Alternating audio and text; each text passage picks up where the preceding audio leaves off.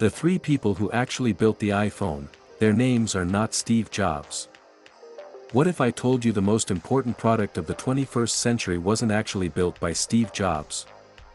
For nearly 20 years, the world has believed one man invented the iPhone. His face was on every magazine cover. His keynote presentation became legendary. History gave him almost all the credit. But behind that famous black turtleneck stood three people whose names almost nobody knows. They solved the impossible engineering problems. They created the technology that made the iPhone feel like magic. Without them, there might never have been an iPhone at all. Today, we're telling the story Apple rarely puts on stage. On January 9, 2007, Steve Jobs walked onto a stage in San Francisco and delivered what many consider the greatest product presentation in business history. He smiled at the audience and said Apple was introducing three revolutionary products: a widescreen iPod, a revolutionary mobile phone, and a breakthrough internet communicator. Then he repeated the sentence again. And again. Finally, the audience realized he wasn't talking about three different devices. He was talking about one. The iPhone. The room exploded with applause. Newspapers around the world declared Steve Jobs a genius who had reinvented the mobile phone. But that headline left out one important truth. Products like the iPhone are never created by one person. Thousands of engineers worked on the project. Hundreds dedicated years of their lives in complete secrecy. Many slept in the office, missed birthdays, canceled vacations, and sacrificed time with their families. Among those hundreds were three individuals whose contributions changed history forever. The first was Bas Ording. If you've ever swiped across your phone, scrolled through social media, or pinched two fingers together to zoom into a photo, you've experienced his work. Before the iPhone, touchscreen devices felt awkward. Most required tiny plastic styluses.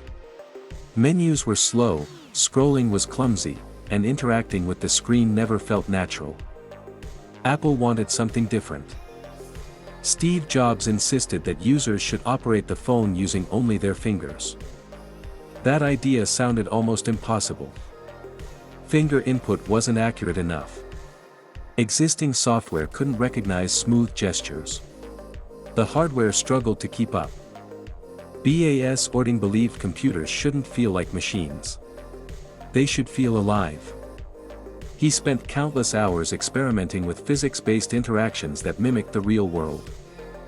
Instead of instantly stopping when you lifted your finger, lists would continue moving before gently slowing down. Today we call this inertial scrolling. Back then, nobody had seen anything like it. He also helped perfect multi-touch gestures, allowing users to pinch, zoom, rotate, and swipe naturally. These tiny details completely changed how humans interacted with technology. Most people barely notice them today. That's because truly great design disappears. When something feels obvious, it usually means someone spent years making it effortless. Steve Jobs immediately recognized what Bas Ording had created. Those gestures became one of the defining features of the original iPhone. Within just a few years, nearly every smartphone manufacturer copied similar interactions. Billions of people now use ideas developed by someone whose name almost nobody remembers. The second person was Scott Forstall. While Steve Jobs was defining the vision, Forstall was responsible for making that vision actually work. He led the software team building what eventually became iPhone OS, later renamed iOS. This wasn't simply another operating system. It required inventing an entirely new way of using a computer. Desktop software couldn't simply be squeezed into a phone.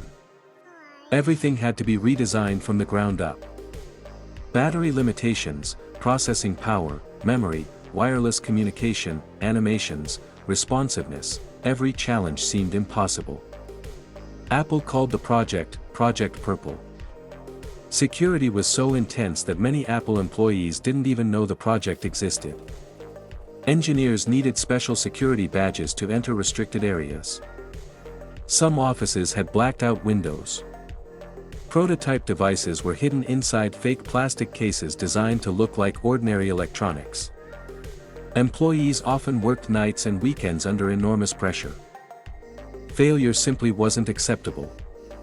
Scott Forstall coordinated hundreds of engineers while constantly responding to Steve Jobs' demanding feedback.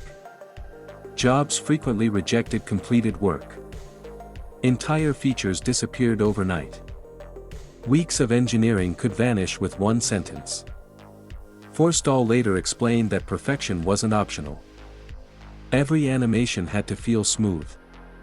Every tap had to feel instant. Every second mattered. Those impossible standards became one of Apple's greatest competitive advantages. The third person was Tony Fadell. Many people know him as the father of the iPod. But his influence on the iPhone was just as significant. The iPhone wasn't merely combining an iPod and a phone. It required completely rethinking portable electronics. Battery life had to improve dramatically. Heat management became critical. Internal components needed to fit into an incredibly thin enclosure without sacrificing performance. Tony Fadell brought years of experience solving exactly these kinds of engineering problems. His knowledge helped Apple build hardware that felt premium while remaining practical enough for everyday life. Creating a beautiful prototype is relatively easy. Mass-producing millions of reliable devices is one of the hardest challenges in manufacturing. Fadell helped bridge that gap.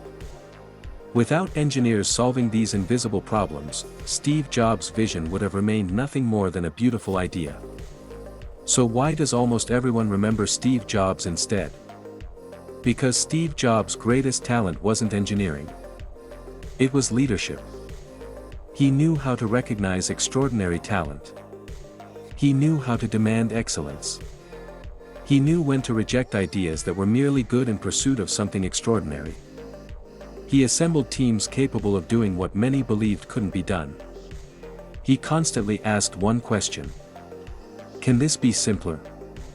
If the answer was no, he challenged engineers to try again. Some ideas failed dozens of times before succeeding. Entire prototypes were abandoned. Millions of dollars were spent on experiments that never reached customers. But that relentless pursuit of perfection produced one of the most influential products ever created. The iPhone didn't just transform Apple. It reshaped the global economy. It created the modern app industry. It revolutionized photography. It changed transportation through ride-sharing apps. It transformed banking, education, healthcare, entertainment, communication, shopping, and even how we work. Today, more than 2 billion smartphones exist around the world, and nearly every one of them uses interaction principles pioneered during the original iPhone project. The next time you unlock your phone, swipe across the screen, scroll through your favorite app, or pinch to zoom into a picture. Remember that history is rarely created by one person. Steve Jobs provided the vision. But Bas Ording made touch feel magical. Scott Forstall built the software that brought the vision to life. Tony Fadell helped engineer the hardware that made it practical. 3 remarkable people. 3 extraordinary contributions. 1 product that changed the world forever. And perhaps the greatest lesson of all is this: the world's most iconic innovations are almost never built by a single genius. They're built by exceptional teams whose greatest achievements often remain invisible.